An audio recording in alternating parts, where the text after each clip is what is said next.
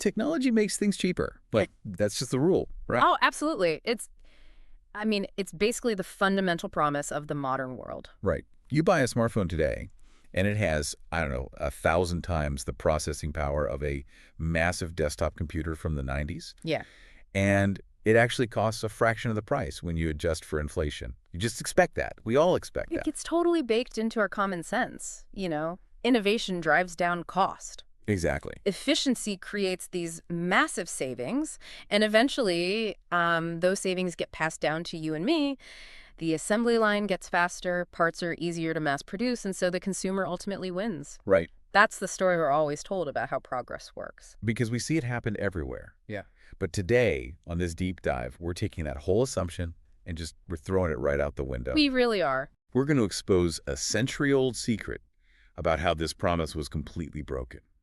We're looking at a massive, world-changing technological leap, a leap that absolutely should have made travel incredibly cheap for everyone. But it didn't. No. Instead, it caused the cost of premium travel to just inexplicably, violently skyrocket. It really is a 100-year lie. And, the reason we can finally see the truth today is because we got our hands on an absolute goldmine of a data set. Incredible data. Yeah. 3 scholars, Brandon Dupont, Drew Keeling, and Thomas Weiss, did something genuinely mind-blowing. They didn't just, look at old newspaper clippings. Right, they went way deeper. Exactly. Yeah. They spent years digging through dusty historical archives, shipping ledgers, old ticket stubs, and they painstakingly rebuilt the weighted pricing data for first-class ocean travel. Specifically from New York to the British Isles, right? Yep, from 1826 all the way to 1914. So that's nearly a century of data.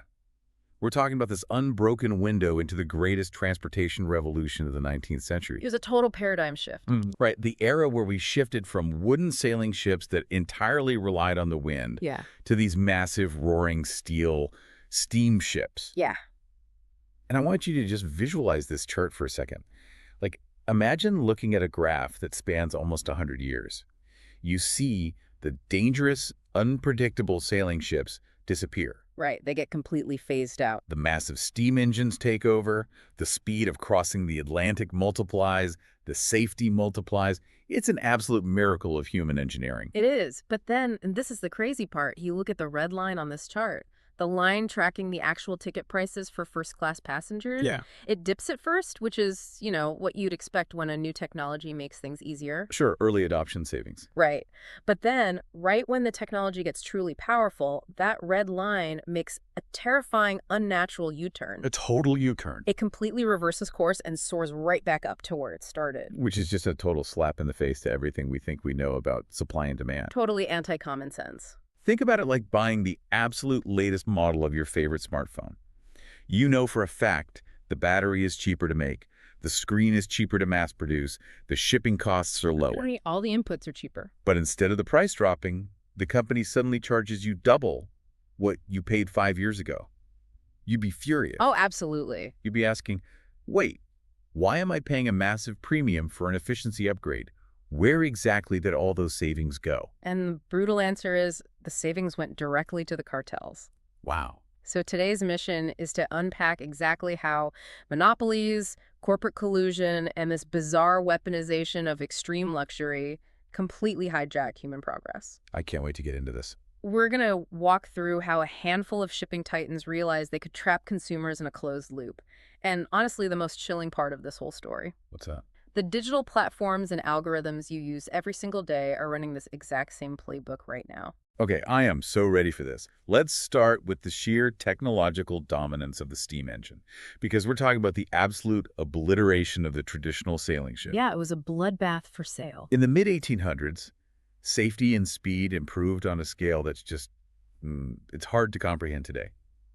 Crossing the ocean went from being this perilous, multi-week gamble with your life to a scheduled, predictable machine. The transition was breathtakingly fast, historically speaking. By 1864, steamships had swallowed up 90% of the entire North Atlantic passenger market. 90%. Yep. The era of sail wasn't just dying, it was effectively dead and buried. The steam engine was the undisputed king of the ocean.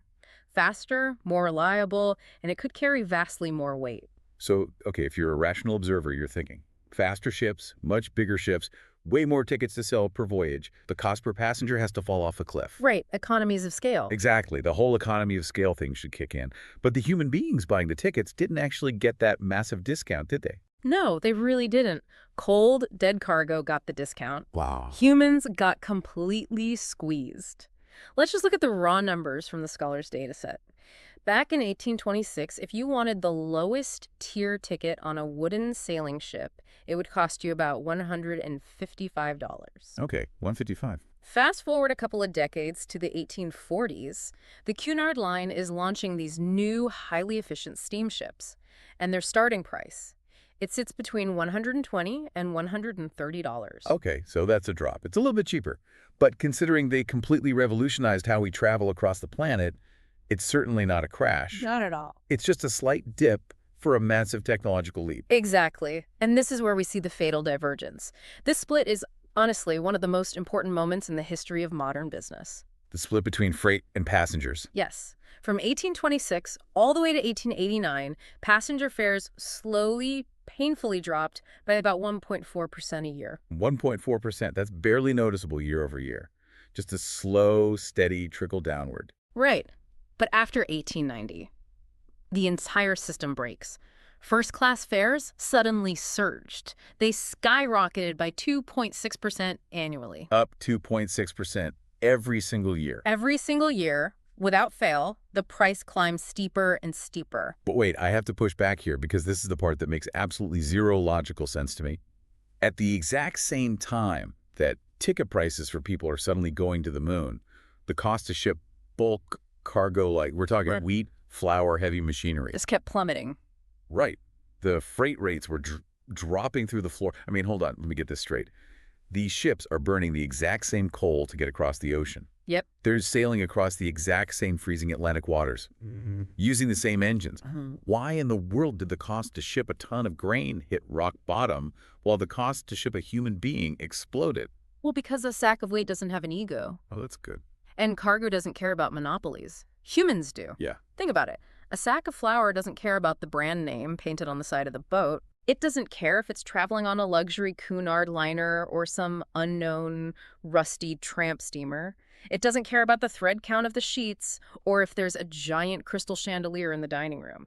Cargo just needs to get from point A to point B. And the shipping titans realize that difference.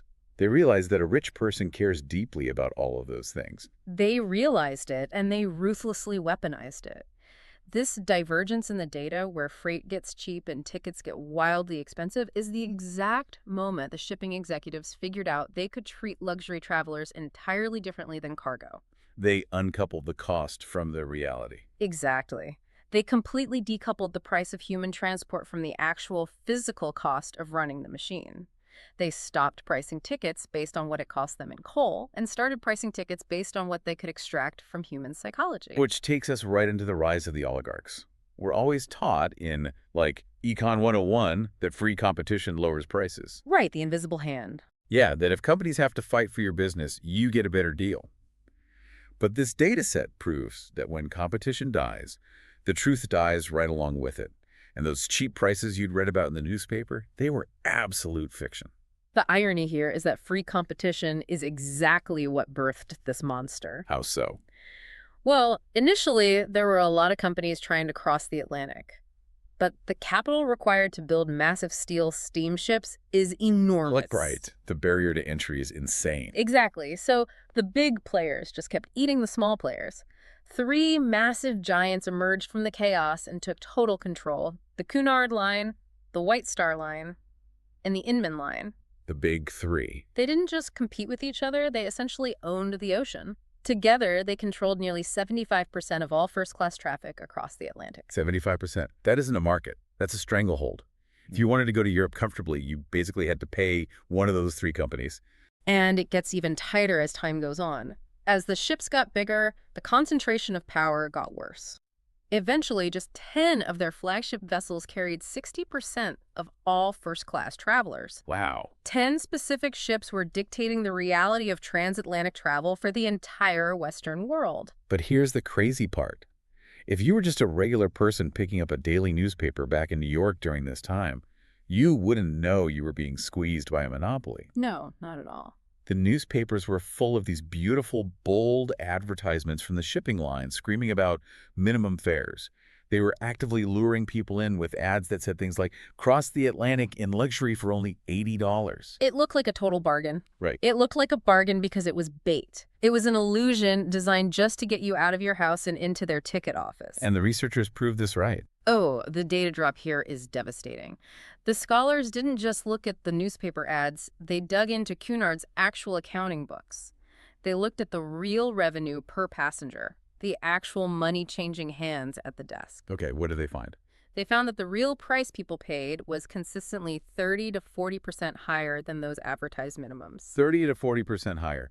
Imagine seeing an ad for a flight to Paris for $500, and when you get to the checkout page, it's suddenly $700, and there's absolutely no way around it. And it gets so much worse over time. By the period of 1909 to 1914, this gap between the lie and the reality exploded.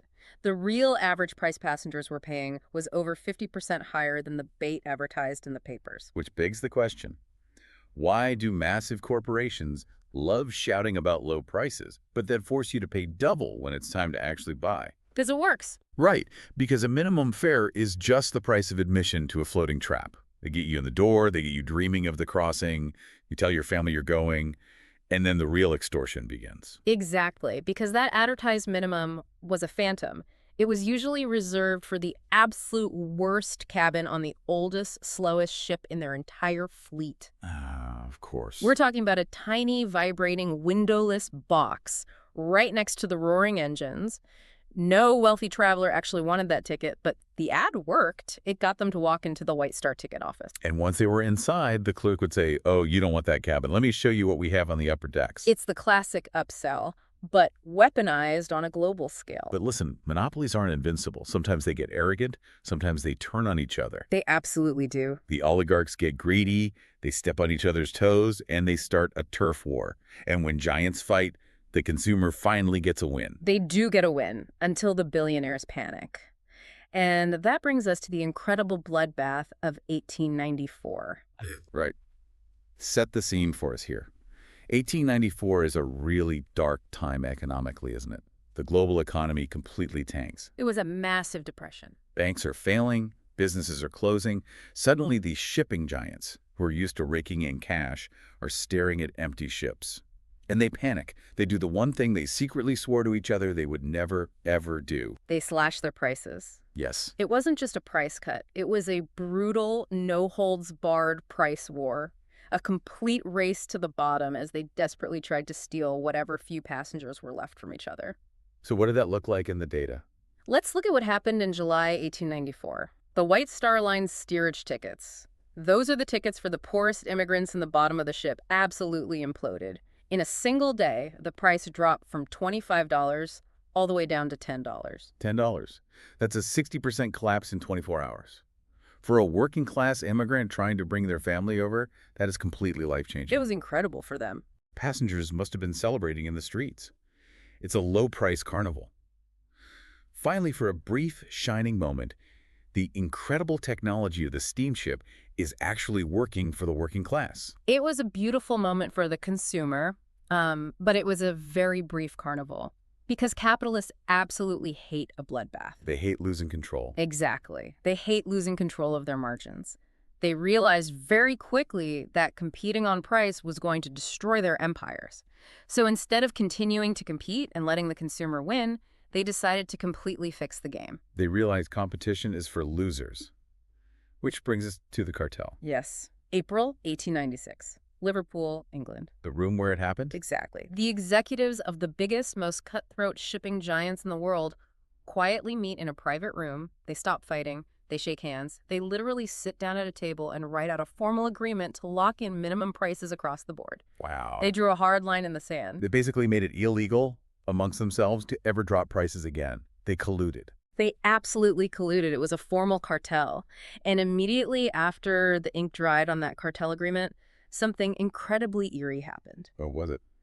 Well, if you lived in New York and looked at the newspapers the very next week, the advertisements were completely different. The shipping lines had stopped showing first-class prices completely. Just total silence. Total coordinated silence.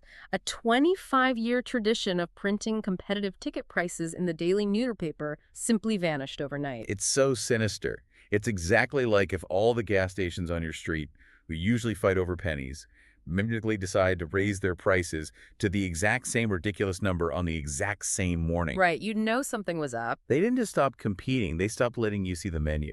They deliberately blinded the consumer. Because when you don't publish the price, the consumer loses all of their negotiating power. You can't shop around if you don't know what the guy across the street is charging. The cartel set a hard floor. Nobody could go below it. But I'm trying to put myself in the shoes of a shipping executive here, and I see a massive paradox. Okay, what is it? If the cartel makes it literally against the rules to compete on price, Right. how do my company and your company steal rich passengers from each other? I can't offer a cheaper ticket than you, so what's my move? How do I win? Well, if you can't compete on price, you compete on pure, absurd extravagance. Okay. They launched a luxury arms race unlike anything the world had ever seen. Because think about it. You are no longer buying speed. The cartel had essentially standardized the speed and the price. So to justify the exorbitant cost, you are no longer just buying a ticket to cross the ocean, you are buying a floating talus. And this is where we get into extreme involution, this intense inward spiraling competition over totally unnecessary things. Exactly. This is the trap of luxury. Take the American line, for example. Around this time, they launched these massive state-of-the-art ships, the St. Louis and the St. Paul. And they didn't just have a simple, nice first-class cabin. That wasn't enough anymore. Not even close. They sliced their first-class section into 21 different pricing tiers. 21 tiers. Think about the psychological manipulation of that. 21 distinct levels of status, all within the same class of ticket. And the very top of that pyramid was the royal suite. We're talking private marble baths, heavy velvet curtains, ornate wood paneling. Insane, unprecedented luxury that belonged in a European castle, not on a boat in the middle of the freezing Atlantic. This is a crucial point to understand. The technology of the steam engine naturally lowers costs. The newer engines were getting vastly more efficient, burning less coal, requiring less maintenance. Right, the tech discount. But the shipping giants weaponized this extreme luxury to completely offset those technological savings. They forced the consumer to pay for the mahogany walls, for the crystal chandeliers, for the massive, excessive amounts of private space. I have to ask, though, is this actual service upgrading? Like, were people genuinely demanding this level of opulence? Or is this just a highly engineered trap to force rich people to outspend each other so the shipping lines could keep their profits astronomical? Oh, it is entirely a trap. It's the ultimate status trap. They built a psychological environment where the wealthy felt socially compelled to buy the most expensive tier just to prove to their peers that they could. Wow. If you were a titan of industry, you couldn't be seen in Tier 4. You had to be in the royal suite. The technological savings, the money that should have made travel affordable, vanished entirely into pure vanity and corporate profit. And the cartel absolutely loved it. They were swimming in money. But then a massive predator enters the waters. And this threat doesn't come from another shipping line. No, it comes from Wall Street itself. Enter J.P. Morgan. J.P. Morgan was arguably the biggest, most ruthless financial predator of the era. He looked at the Atlantic Ocean and decided he didn't just want to finance the ships. He wanted to own the entire ocean. So what did he do? He started aggressively buying up independent shipping lines. He bought the massive White Star Line. He bundled them all together and created a colossal American trust, a super monopoly designed to crush everything in its path. Now imagine you're sitting in the boardroom of the Cunard Line in Britain. You're terrified. You're looking across the ocean at this American financial leviathan swallowing up all your competitors. They knew they were next. You know for a fact J.P. Morgan is coming for you. So what's your play? You don't have the cash to fight him, so you run straight to the British government and you beg for a bailout. And because national pride and global dominance are on the line, the British government gives it to them. Armed with massive, highly subsidized government loans, Cunard decides to launch a nuclear strike against J.P. Morgan's monopoly. The ultimate counterattack. Yes. In 1907, they unleashed two ships that literally changed the world, the Lusitania and the Mauretania. These weren't just ships. They were the fastest, most luxurious, most technologically advanced machines in human history. They were absolute monsters of the sea. They were so incredibly advanced, so utterly dominant in terms of scale and speed, that they broke the cartel's entire pricing model. They disrupted their own cartel. Yes, they rewrote the rules of reality. The cartel actually had to convene a special emergency meeting just to figure out how to price tickets for these two specific ships. And they agreed to set the minimum first-class fare for the Lusitania and Mauretania at an absolutely unheard of $124. $124 is the absolute floor. That is a shockwave through the entire industry. It was. That single move, just launching those two ships, dragged Cunard's average fare up by $25 across their entire fleet. Let's put $124 into perspective. For a normal working-class person back then, that wasn't just a lot of money. That was months and months of wages. Half a year's salary for some? Months of back-breaking labor just to afford the cheapest ticket on the nicest ship. So why? Why did the elite fight tooth and nail to hand their money over to Cunard? Why didn't they just say, that's too expensive, I'll take a slightly slower ship for half the price? Because of the status flex. It's the paradox of price. The shipping cartels realized a profound psychological truth about human nature. The more expensive the ticket became, the more the elite desperately wanted to buy it. It's unbelievable. They weren't selling transportation across the ocean anymore. They were selling identity. They were selling a badge of honor. This is the demand anomaly. This is where it gets really fascinating. Let's talk about the cold, hard math behind this. So the econometric models run by the scholars reveal something staggering about this demographic. The demand for first-class tickets was entirely immune to price hikes. Entirely immune. The data shows an elasticity of negative 0.5, which means the elite travelers had virtually zero sensitivity to the cost. Meaning what exactly? Like, break that down for someone who isn't an economist? It means that if you took a first-class ticket and literally doubled the price overnight, the millionaires still showed up to the dock. They didn't care. They didn't boycott. They didn't seek alternatives. The high price did not deter them in the slightest. It's the luxury handbag effect. We see this today. If a designer brand releases a bag and it's too cheap, truly rich people will not buy it. Right, it ruins the brand. They don't want it if a normal person with a credit card can have it. The high price isn't a flaw in the product. The high price is the feature. It's a velvet rope that keeps regular people out. Exactly. High prices were a physical and economic filter. It kept the elite social bubble completely intact. If you paid $124, you knew for a fact you wouldn't have to rub elbows with anyone from the working class. And we can absolutely prove this by looking at the 1890 paradox. Let's look at the timeline, because the contrast is wild. Before 1890, back when companies were actually competing with each other, ticket prices dropped by 40%. Yeah. And what happened to passenger volume? It exploded. Yeah. It went from about 10,700 travelers a year to over 50,000 travelers. Which makes perfect sense. Right. Tickets get cheaper, more people can afford to travel, the boats fill up. It's basic economics. But after 1890, after the monopolies really tighten their grip and JP Morgan enters the chat, prices surged dramatically, and passenger volume completely flatlined. It stagnated entirely. The volume stopped growing, which means these massive new ships, these floating palaces, were leaving port with empty first-class cabins. And the cartels didn't care. They didn't bat an eye. They flat out refused to lower prices by a single cent to fill those empty beds. Wow. In a normal market, if you have empty inventory, you discount it to get some revenue. But stagnant volume didn't matter to them. The high price maintained the exclusivity. They were selling the privilege of not having to look at the poor. Empty cabins were just a cost of maintaining the illusion of absolute exclusivity. But wait a minute. I'm thinking about the sheer operating cost of these vessels. If the first-class cabins are running half empty and you're burning hundreds of tons of coal a day, paying a massive crew, serving caviar, how are these wildly expensive floating palaces actually staying afloat financially? The math doesn't add up.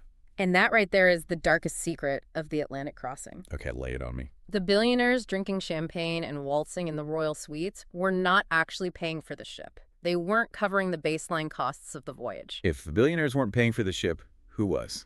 The exhausted immigrants trapped in the dark, freezing belly of the boat, the steerage class. Oh my God. The blood of the poorest people on board was directly subsidizing the champagne of the richest.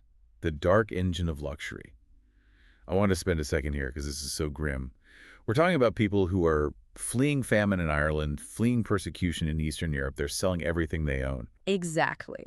By 1914, the cartel had manipulated the market so ruthlessly that they had forced the price of a steerage ticket all the way back up to the levels of the 1830s. That is insane. The poorest people on Earth were paying artificially inflated cartel prices. They were scraping together their life savings just to survive, just to get a chance at a new life in America. And the cartel saw that desperation and bled them dry. The sheer volume of immigrants is what made the math work. You might have a few hundred elites in first class, but you had thousands of immigrants crammed into the bottom of the hull. Right, just packing them in. Those thousands of people paying wildly inflated cartel prices completely covered the massive fixed costs of running the ship. The coal, the wages for the crew, the maintenance of the engines, it was all paid for by the sweat of steerage. Let me make sure I'm wrapping my head around this. The bottom of the boat was acting as a financial engine to keep the top of the boat afloat. That is exactly what was happening. The desperation of the working class was quietly funneled upstairs.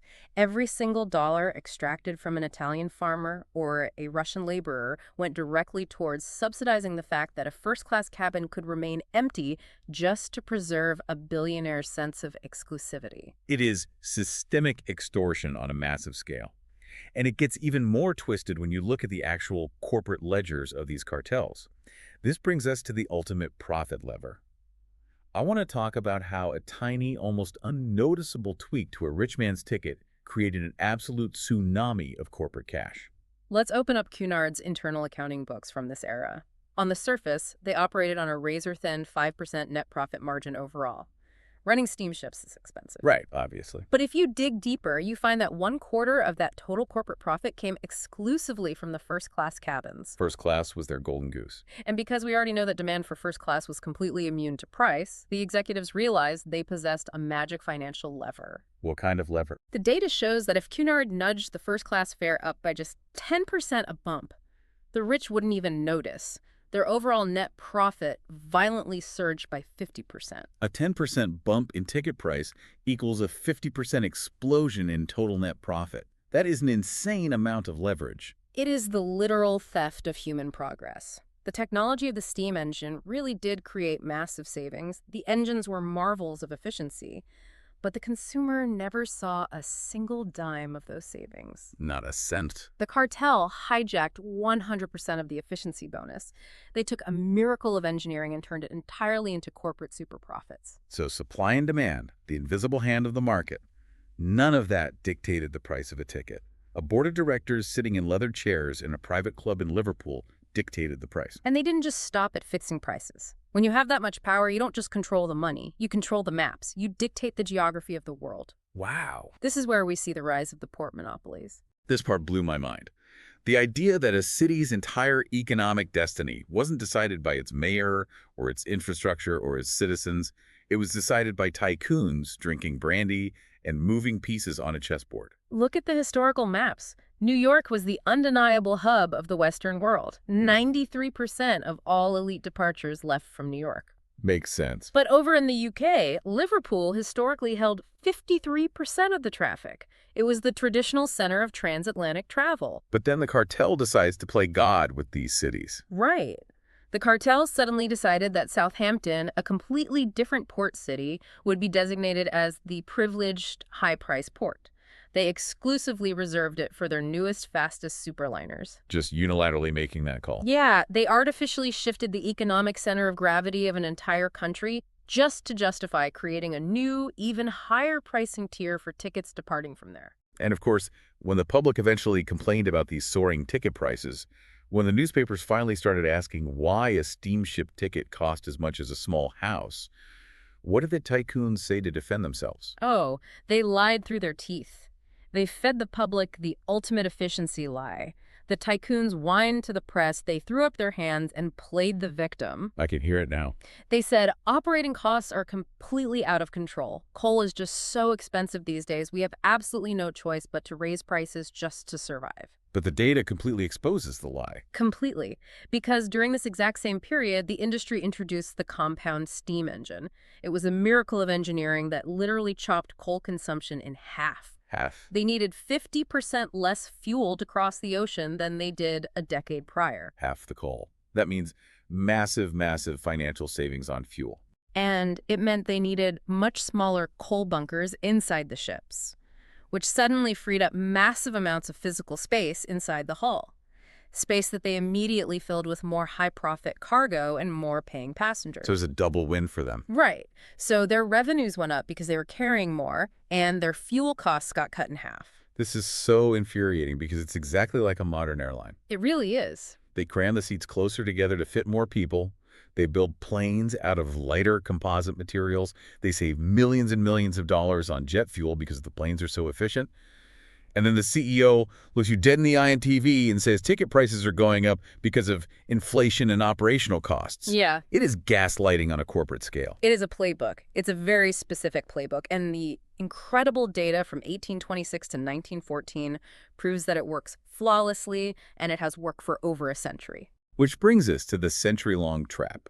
I want you to really process this. We're talking about 50 years of mind-blowing human invention. This is the era that brought us widespread electricity, the telephone, the automobile. The world was modernizing at a blistering pace. It was a golden age of tech. And yet, by 1914, the price of a steamship ticket across the Atlantic was exactly the same as it was a half-century earlier. The monopoly equation is undeniable. The scholars mapped out the monopoly score, basically calculating how much of the industry was concentrated in the hands of how few megacorporations. Like a Herfindahl index kind of thing. Exactly. And they mapped that concentration score directly against the weighted ticket prices. And what did that graph look like? A staggering positive correlation. In statistical terms, the correlation was 0.69. That is an ironclad relationship. The math doesn't lie. It proves beyond a shadow of doubt that as the industry became more concentrated, as the big players swallowed up the small ones and formed their cartels, the prices went up in lockstep. The technology didn't matter. The monopoly mattered. Let's hit them with the 1914 reality check. Right before the outbreak of World War I, after 20 full years of ruthless cartel manipulation, secret meetings in Liverpool, and luxury arms races, what was the average minimum first-class fare? It had steadily climbed all the way back up to $99. And what was the price way back in 1865, back when steamships were loud, vibrating, dangerous, and relatively slow? $100. The red line on our chart formed a giant perfect U's. The ships were radically faster. They were radically safer. They were literally floating cities with private baths and electricity. Unbelievable upgrades. But the capitalists had successfully tracked the price. The tech revolution was simply a one-way street to a corporate monopoly. It was a massive transfer of wealth disguised as human progress. And the elite never, ever stopped sailing. Through the massive financial panic of 1873, through the devastating economic depression of the 1890s, while banks were failing and people were starving, the American millionaires still flocked to Europe. It was just a given for them. It was a mandatory badge of identity. 93% still left from New York, 42% going straight to the UK. If you were wealthy, you sailed. It was non-negotiable. And the cartel knew they had them completely trapped in that psychological loop. So we have to ask the ultimate question as we wrap this up.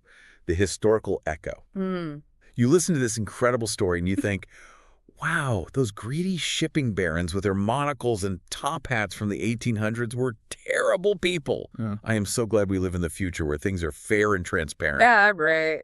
You think the age of the cartel is over? Check your phone right now. Seriously. Open your apps. Look at the modern parallel. The connection is genuinely chilling. From the wooden sailing cabins of 1826 to the floating golden palaces of 1914. Now look at today. Algorithms, big data, cloud platforms. It's all the same thing. They are dynamically fixing prices for your flights, for your ride shares, for your hotel rooms. When you open 5 different rideshare apps on your phone, and they all suddenly charge you $80 for a 10-minute ride just because it started raining, that is the 1896 Liverpool cartel meeting happening in the cloud. Yes. They don't need a smoke-filled room anymore. They don't need to shake hands. The code does the collusion for them. The technology changes, the steamships turn into software, the coal turns into server farms, but the fundamental logic of capital, it is repeating the exact same century-old loop with terrifying precision. The machine gets more efficient. The server gets faster. The artificial intelligence cuts their labor costs down to absolute zero. But the price you pay, it goes up. Exactly. The men at the top keep the change. They take the efficiency bonus and they pocket it. They steal the tech discount. They are doing the exact same thing JP Morgan and Cunard did in 1907. They just have better PR now. Look at the digital world around you. A world that promised radical freedom. A world that promised cheap, democratized access to information and services for everyone on Earth.